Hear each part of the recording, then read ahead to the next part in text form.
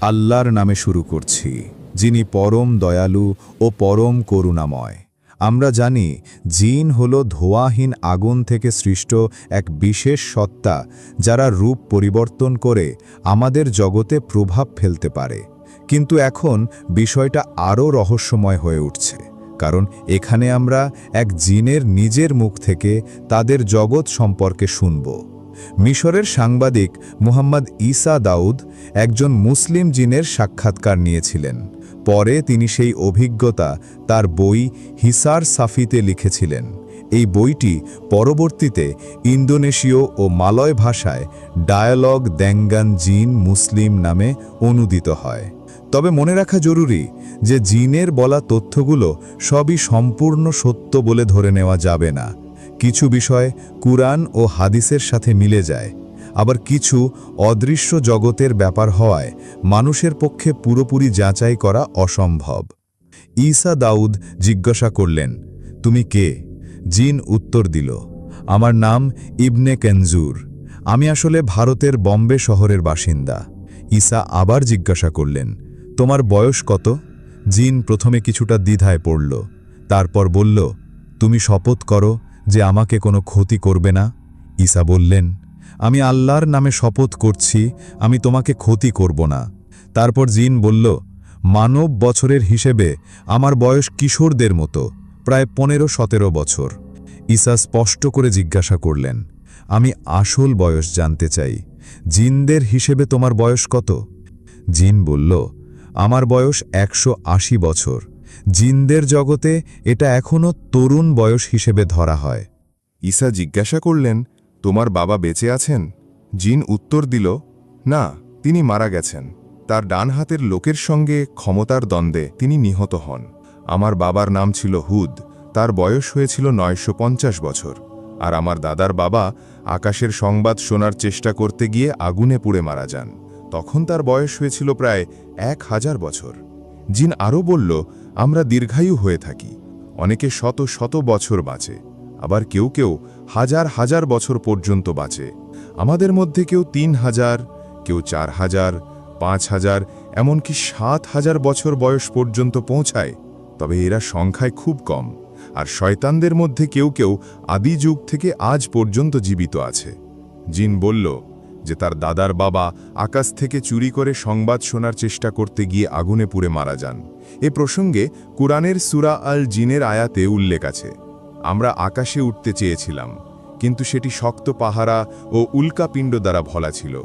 আগে আমরা আকাশে গিয়ে শোনার চেষ্টা করতাম, কিন্তু এখন যে কেউ শোনার চেষ্টা করলে তার জন্য জ্বলন্ত আগুন অপেক্ষা করছে।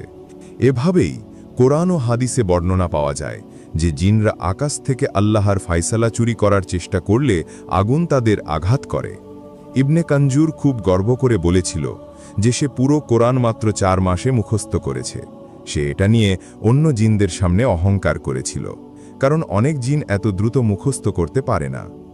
ঈসা দাউদ তাকে সতর্ক করে বললেন, তুমি আল্লাহ প্রতি কৃতজ্ঞ হও, কারণ এই ক্ষমতা তিনি দিয়েছেন, আবার চাইলে মুহূর্তে কেড়ে নিতে পারেন। এ কথা শুনে জিন অবাক হয়ে গিয়েছিল। তার এক বন্ধু জিনও প্রায়ই তাকে বলতো, শুধু মুখস্থ করলেই হবে না, না মেনে চললে মুখস্থ কোনো কাজে আসবে না। ঈসা দাউদও বললেন, একজন আলেমকে একবার বলা হয়েছিল, একজন মানুষ পুরো সহি আল বুখারি মুখস্থ করেছে। তখন তিনি উত্তর দিয়েছিলেন, যদি তা জীবনে কাজে না লাগে তবে সেটা শুধু বইয়ের লেখা ছাড়া আর কিছু নয়। ঈসা দাউদ জিজ্ঞাসা করলেন, মানুষের মধ্যে সবচেয়ে পুরনো ভাষা কোনটি? ইবনে কানজুর বলল, আমার পূর্বপুরুষরা যারা আকাশ থেকে সংবাদ শোনার চেষ্টা করতে গিয়ে শাস্তি পেয়েছিল, তারা এই জ্ঞান আমার বাবার কাছে পৌঁছে দিয়েছিল। তাদের মতে মানুষের সবচেয়ে প্রাচীন ভাষা হল আরবি। আমাদের জগতে এই বিশ্বাস বহু প্রজন্ম ধরে চলে আসছে। মানুষের মধ্যে ধারণা আছে যে জিনদের ভয়ঙ্কর চেহারা থাকে, ভাঙাচোরা মুখ, লেজ, অদ্ভুত অঙ্গপ্রত্যঙ্গ ইত্যাদি। কানজুর বলল, এসব কেবল মানুষের কল্পনা। বাস্তবে আমাদের আসল রূপ মানুষের মতোই, তবে কিছু ছোটখাটো পার্থক্য আছে। মাথা মানুষের চেয়ে একটু বড়, চোখ গোল নয়, লম্বাটে, কারোর চোখ ওপরের দিকে টানা, আবার কারোর চোখ চাইনিজ বা জাপানিদের মতো একটু বাঁকা। আমাদের চোখ সাধারণত বড় ও হরিণের চোখের মতো। চোখের রং শুধু লাল নয়, কালো, হলুদ, বাদামি সবই আছে। তবে আমাদের চোখে হালকা লাল আভা দেখা যায়, তাই মানুষ মনে করে সব সময় লাল। কান ঘোড়া বা বেড়ালের মতো তীক্ষ্ণ কান, তাই আমরা যখন কোনো প্রাণীর রূপ ধরি তখন বেড়াল, ঘোড়া বা বাঘের রূপ বেশি নিই। নাক মানুষের মতো মাঝখানে থাকে, তবে বেশি ধারালো নয়, সাধারণত চাপা বা গোল, যেমন ফিলিপিনের মানুষের নাক। মুসলিম জিনরা নাবিজি সাল্লাল্লাহু আলাইহি ওয়াসাল্লামকে অনুসরণ করে দাড়ি রাখে। যাদের দাড়ি নেই তাদেরকে বলা হয় পট ফেস। পুরুষ জিনদের চুল মোটা হয়, অনেকেই টাক হয়। নারী জিনদের চুল অনেক লম্বা ও ঘন হয়, সৌন্দর্যের প্রতীক হিসেবে। কারো কারো চুল মাটিতে লেগে যায়। ঈসা দাউদ জিজ্ঞেস করলেন, তোমাদের হাত পা কেমন? ইবনে কাঞ্জুর বলল, আমাদের হাত মানুষের মতো, তবে হাত ও বাহু মানুষের তুলনায় অনেক লম্বা, আঙুলগুলোও লম্বা, আর নখ মানুষের মতো নয়। আমাদের পায়ের গোড়ালি ও আঙুলের গঠনও আলাদা।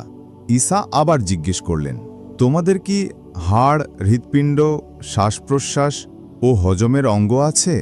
জিন উত্তর দিল, হ্যাঁ, সবই আছে, তবে আমাদের হাড় বা মাংস চামড়ার তুলনায় অনেক বড় ও শক্ত। শরীর অনেক নমনীয়, মানুষের ধারণার বাইরে। আমাদের অঙ্গগুলো ছোট হলেও কাজ একই রকম। আমাদের শ্বাস নিতে অক্সিজেন খুব কম লাগে। খাবার হজম হয়, কিন্তু মল কঠিন নয়, ঘন বাষ্পের মতো বের হয়। প্রস্রাবও গ্যাস আকারে বের হয়, ঝর্ণার মতো চাপ দিয়ে। সে আরও বলল, এ কারণেই শয়তান কোনো মুসলমান ঘুমানোর আগে আল্লাহর নাম না নিলে তার কানে প্রস্রাব করতে পারে। এ নিয়ে সহি হাদিসও আছে, যেখানে বলা হয়েছে, যে ব্যক্তি ফজরের নামাজে জাগে না, তার কানে শয়তান প্রস্রাব করেছে। ঈসা দাউদ জিজ্ঞেস করলেন, তোমাদের শিং আছে? কাঞ্জুর বলল, হ্যাঁ, প্রতিটি জিনের ছোট দুটো শিং থাকে, খুবই ছোট, মানুষের কল্পনার মতো লম্বা নয়। ঈসা বললেন, তাহলে ইবলিসের শিং কেমন?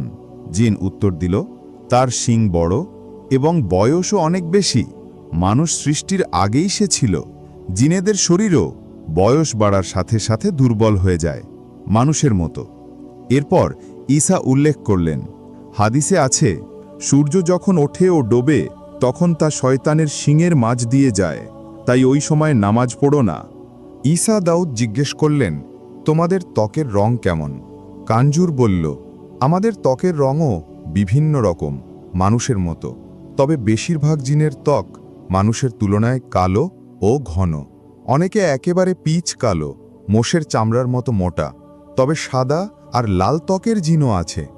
ঈসা আবার বললেন, তাহলে আমরা তোমাদের দেখতে পাই না কেন? কাঞ্জুর বলল, কারণ আমাদের আসল সৃষ্টি আগুন বা গ্যাস জাতীয়, তাই সাধারণত দেখা যায় না। তবে কিছু অবস্থায় আমরা দৃশ্যমান হই, জাদুবিদ্যার প্রভাবে। কেউ যদি বিশেষ জাদুমন্ত্রের পানি পান করে, আমরা চাইলে নিজেরাই দৃশ্যমান হতে পারি। কিছু পরিস্থিতিতে জোর করেও দৃশ্যমান হতে হয়। সে আরও বলল, জিনরা মানুষ, কুকুর, বিড়াল, ঘোড়া, গাধা, সাপ ইত্যাদি প্রাণীর রূপ নিতে পারে, তখন মানুষ তাদের দেখতে পারে। অনেক মানুষ ভাবে যে ইবলিসই সব জিনের পূর্বপুরুষ। ঈসা দাউদ সরাসরি জিজ্ঞেস করলেন, ইবলিস কি তোমাদের পূর্বপুরুষ?